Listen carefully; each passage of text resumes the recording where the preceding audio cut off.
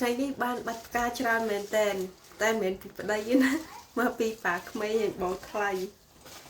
គាត់ទិញបាច់ការឲ្យឃើញយើងប្រឡងជាប់ហ៎ពេលយើងប្រឡងអីជាប់ឬធ្វើអីបានល្អអញ្ចឹង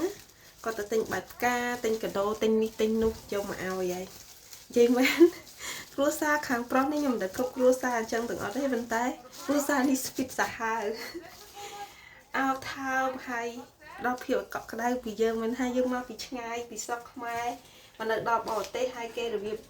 មិនសូវឲ្យតម្លៃអត់ទេគេឲ្យតម្លៃខ្លាំងហើយគេឲ្យតម្លៃមនុស្សស្រីខ្ពស់ហ្មងក្នុងស្រុកនេះអាមួយបាច់នេះប្តីទិញឲ្យកាលពី3ថ្ងៃមុនហើយនេះ2បាច់នេះប៉ាក្មេងទិញឲ្យ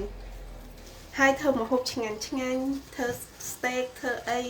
រៀបចំឲ្យពេលយើងឮថាយើងប្រឡងជាប់អញ្ចឹងគេ surprise យើងអញ្ចឹងណា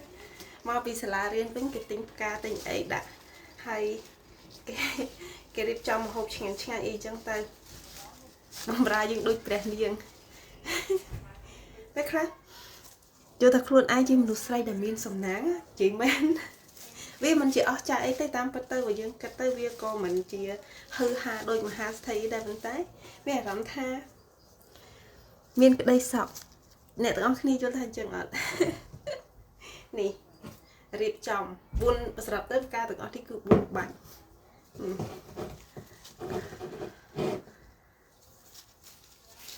ពួកគាត់ដឹងខ្ញុំស្រឡាញ់ផ្កាអញ្ចឹងគាត់អាសាទិញផ្កានេះផ្កានោះនិយាយទៅ rotate គ្នារហូត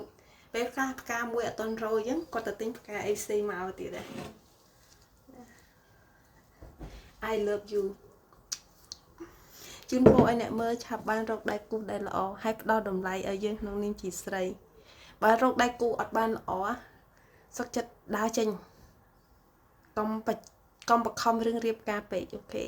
Good luck